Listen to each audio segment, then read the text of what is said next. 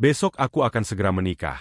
Ucap pria yang telah menjadi suamiku selama 3 bulan ini secepat itu, tanyaku sedikit terkejut. Apakah ada yang salah? Tanyanya balik, aku mengedikkan bahu. Tidak ada yang salah. Sih. Tapi kupikir tidak secepat ini juga sekarang atau nanti. Bukankah sama saja? Toh, aku akan tetap menikah dengan Salma. Dengan tak acuh ia menanggapi pertanyaanku sembari membuka kancing kemejanya kasar. Terserah kau sajalah. Ujarku kesal, hei, jangan bilang kau cemburu. Matanya mengerling nakal, apa? Cemburu? Kuputar bola mata dengan malas. Tidak ada kata cemburu dalam kamusku. Aku hanya ingin memastikan semua sudah kau atur dengan sebaik mungkin. Jangan sampai orang tua kita tahu semua ini. Kau bisa bermain cantik, bukan? Aku menghela napas. Cemburu? Kenapa tiba-tiba ada kata-kata itu di dalam otaknya sekarang? Bagaimana rasanya pun aku tak pernah tahu, kau mau apa? Tanyaku ketika kulihat kemejanya terbuka sempurna. Lantas secepat kilat aku membalikkan badan, kudengar dia tertawa dan derap langkahnya mendekat. Lalu tak lama hembusan napasnya terasa begitu dekat di telinga. Membuat tengkuku merinding dibuatnya, hei, tidak usah takut begitu, Safira. Ucapnya dengan nada sedikit menggoda, sana. Sana. Jangan mendekat. Sergahku dengan tangan yang meronta tidak karuan. Padahal dia tak menyentuhku sedikit pun, hei, panggilnya pelan. Seno. Kali ini aku berteriak. Sudah tak tahan rasanya dengan sikapnya yang kekanak-kanakan. Seno pun terkejut mendengar aku berteriak. Lalu ia meledekku, bagaimana kau akan mendapatkan cinta seorang pria, kalau didekati saja badanmu sudah gemetar begini? Bukan urusanmu. Jawabku risih, namun Seno masih belum menyerah. Safira, ayolah. Aku tidak keberatan memberimu pelajaran gratis. Kau bisa mencobanya denganku, lagi pula kita ini suami istri kan. Ledeknya, aku menoleh. Menyipitkan mata lalu membidik bola matanya dengan tajam. Tidak denganmu, aku pun segera menarik selimut membalut seluruh tubuhku. Kupejamkan mataku dan kupaksa diri ini untuk segera tidur. Keesokan paginya, aku keluar kamar masih dengan piyama prinses ungu kesayanganku. Sebelumnya sudah mencuci muka dan menggosok gigi. Hai, Tuan Putri. Kau tidak mau ikut memberi restu untukku, ucap Seno. Lelaki itu sudah rapi dengan setelan jas putih gading yang menempel sempurna di badannya yang tegap. Namun aku tak terlalu menggubrisnya. Aku tetap melangkah santai menuju kulkas. Mengeluarkan sebotol air dingin lalu meneguknya langsung. Pergilah, calon istrimu sudah menunggu. Celetukku CK. Balasnya sembari beranjak dari meja makan, kulihat punggung itu mulai menjauh. Sementara aku masih terdiam di posisiku sembari mengunyah beberapa camilan. Berusaha untuk bersikap biasa saja. Entah perasaan apa yang tiba-tiba menggangguku. Aku merasa ada sesuatu yang hilang, tapi tidak tahu apa itu. Detik, menit, jam seolah lambat sekali berjalan. Sialnya hari ini sama sekali tidak ada kegiatan yang bisa membuatku meninggalkan rumah. Masak mie, nonton drama Korea, lantas memesan makanan lewat aplikasi online, itu yang aku lakukan sampai siang ini. Benar-benar membosankan, tak lama tanpa sadar aku tertidur di sofa ruang TV. Hingga terdengar suara derap langkah mendekat. Aku mengerjapkan mata ketika mendengar suara perempuan menggema di ruangan ini. Aku sungguhan akan tinggal di sini, tanya perempuan tersebut. Perempuan yang masih mengenakan kebaya pengantin itu bergelayut manja di tangan Seno, suamiku. Seketika aku berdiri dan mendekati kedua orang itu. Menatap Seno lekat dan tajam. Jangan bilang. Tiba-tiba lidahku keluh ya, dia akan tinggal di sini bersama kita. Dalam satu atap yang sama. Dan dalam keluarga yang sakinah mawadah warohmah. Tiljanah. Selanya memotong ucapanku, mataku membulat seketika mendengar pernyataan Seno barusan. Aku memang mengizinkan suamiku untuk menikah lagi. Karena memang aku sama sekali tak menyimpan perasaan apapun padanya. Namun jika harus tinggal satu rumah dengan istri barunya, sungguh di luar akal sehatku. Tak bisa kubayangkan bagaimana hidupku ke depannya. Dalam perasaan yang kalut, kulangkahkan kakiku beranjak dari ruangan tersebut. Dengan sengaja kusenggol tangan perempuan yang bergelayut di lengan Seno. UPS maaf. Ucapku saat melihat wajahnya nampak tidak suka, atau mungkin sakit karena aku menyenggolnya sedikit agak kuat. Kemudian kutarik lengan Seno agar ikut denganku. Pinjam Seno sebentar, hei.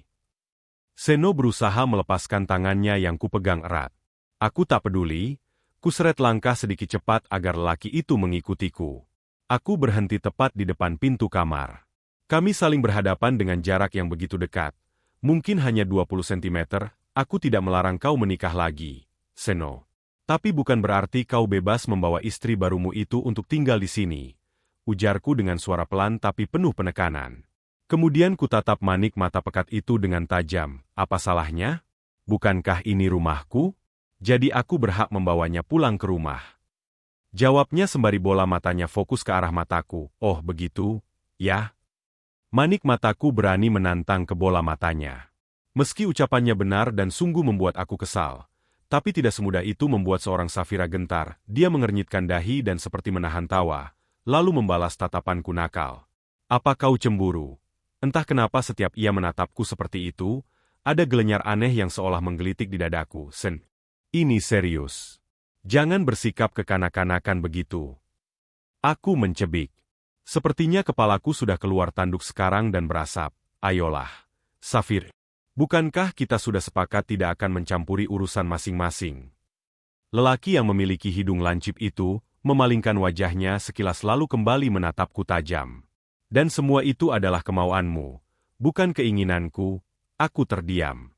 Memang semua yang dikatakan Seno benar adanya. Aku, Safira. Safira Wijaya. Anak satu-satunya Wijaya Sukma pemilik beberapa hotel berbintang dan showroom mobil mewah di ibu kota. Usiaku menginjak 26 tahun. Usia yang seharusnya masih bisa dikatakan muda tentunya untuk dihabiskan dengan bersenang-senang. Tetapi tidak menurut kedua orang tuaku. Kata mereka, umurku sudah terlalu tua untuk ukuran seorang gadis. Sungguh aku tidak tahu mereka mendapat pemikiran itu dari mana. Mama ingin segera menimang cucu. Ujar Mama beberapa bulan lalu. Jadi, tanyaku bingung, hanya kamu yang dapat mewujudkan keinginan Mama. Perempuan yang masih terlihat sangat cantik dan modis di usia awal 50-an itu, mendekap pipiku dengan kedua tangannya, maksudnya. Aku menautkan kedua alisku. Masih bingung meski sudah mencium gelagat mencurigakan dari tatapan Mama. Papa dan Mama ingin kamu segera menikah. Ucapnya santai namun tegas. Apa? Walaupun sudah tahu arah pembicaraan Mama, aku tetap terkejut mendengar kalimat tersebut, akhirnya terucap dengan sangat jelas. Mau pingsan rasanya mendengar kalimat itu secara langsung. Tapi saat itu aku sedang di pinggiran kolam renang. Siapa yang akan menolongku jika aku betulan pingsan? Sedangkan aku tahu Mama tidak bisa berenang. Menikah dengan siapa? Ma? Tanyaku sedikit putus asa. Seumur hidup aku belum pernah jatuh cinta dengan seorang pria. Apalagi memiliki hubungan yang spesial, Papa dan Mama sudah menduga kalau kamu pasti belum punya kekasih. Maka dari itu kami telah menyiapkan calon yang sepadan dengan kamu. Jawabnya dengan percaya diri, begitulah awal mula semua kekacauan ini terjadi. Jangan pikir aku hanya diam dan menerima dengan tangan terbuka. Berbagai cara sudah kuupayakan untuk membatalkan keinginan kedua orang tuaku. Tetapi semuanya sia-sia. Menolak berarti harus siap meninggalkan semua fasilitas yang selama ini Papa berikan untukmu. Begitulah ancaman Papa untukku. Membayangkannya saja sudah membuat seluruh bulu romaku berdiri. Kemudian perjodohan konyol itu mulai terjalin.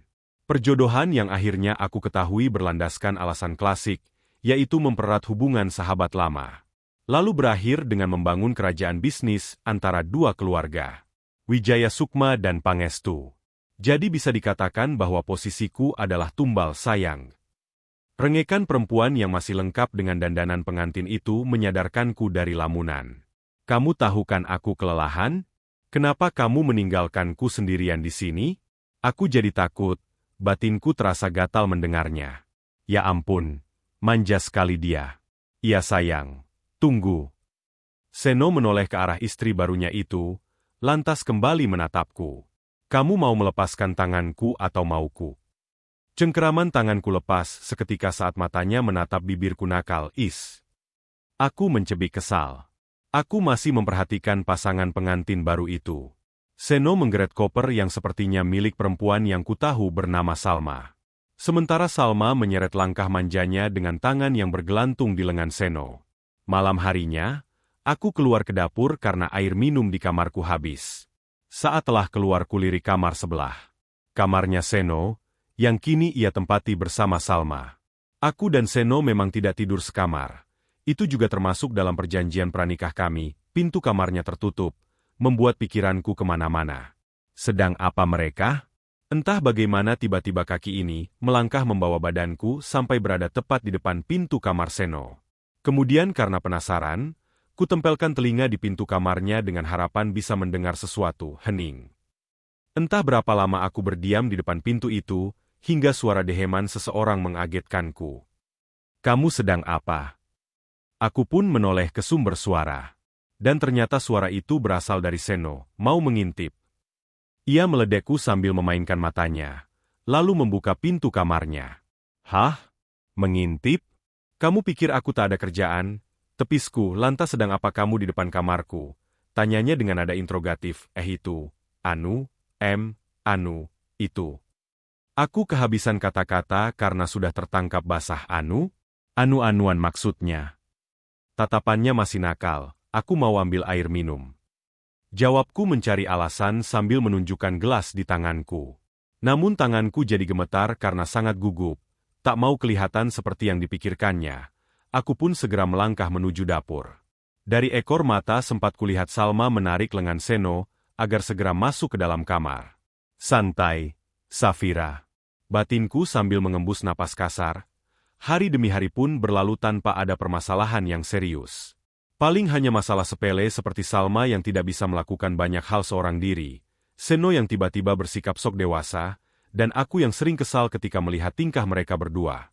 Namun itu semua tak pernah menjadi masalah besar.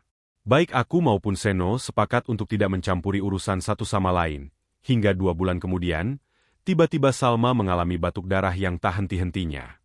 Aku yang kebetulan sedang berada di rumah, mau tidak mau harus mengurusnya dan membawanya ke rumah sakit secepat mungkin.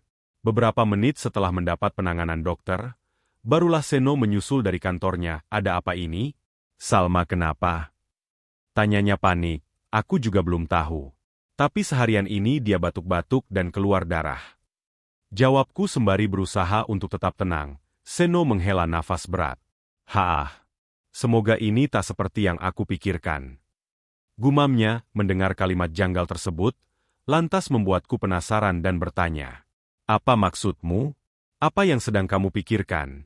Seno pun panik begitu mendengar pertanyaanku itu. Itu.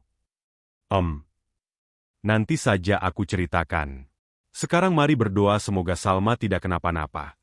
Aku hanya mengangguk setuju karena Seno sudah berkata demikian.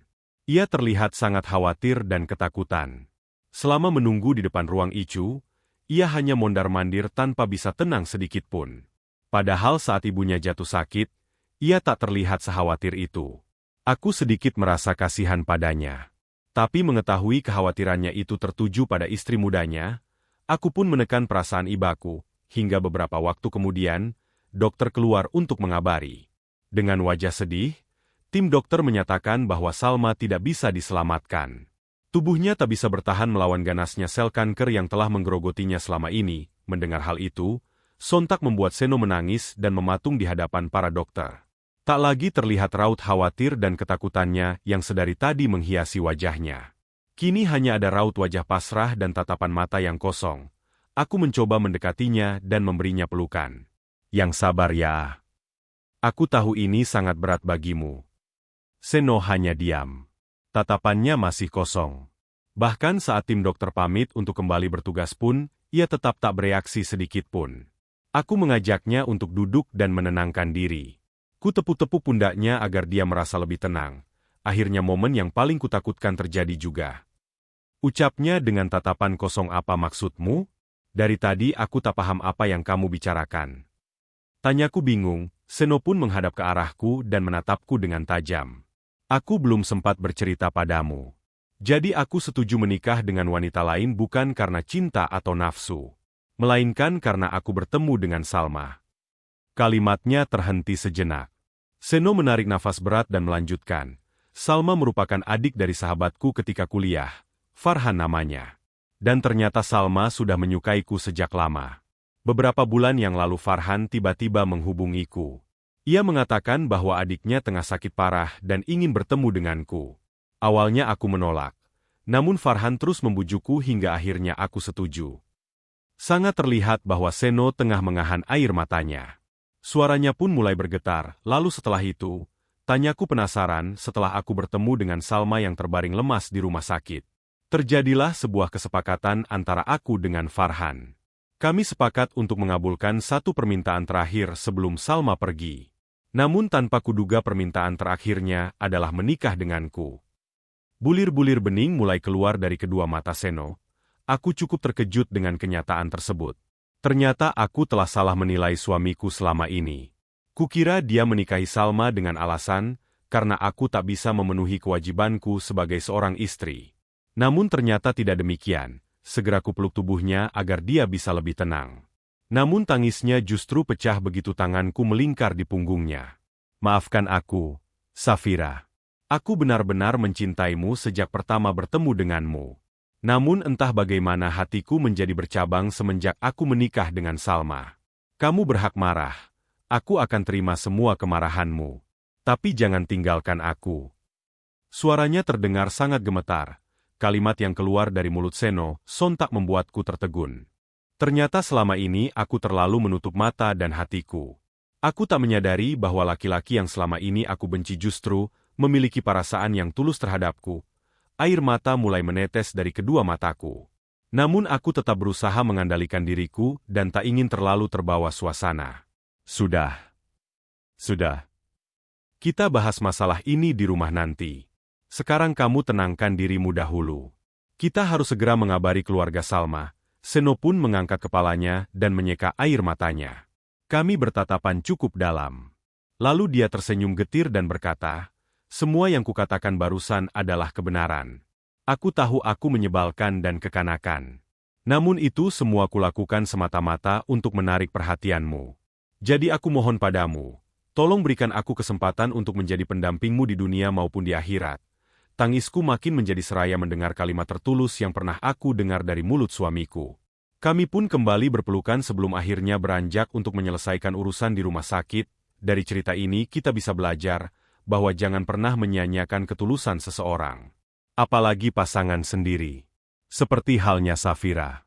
Ia selalu memberikan penolakan pada perasaannya terhadap Seno, suaminya.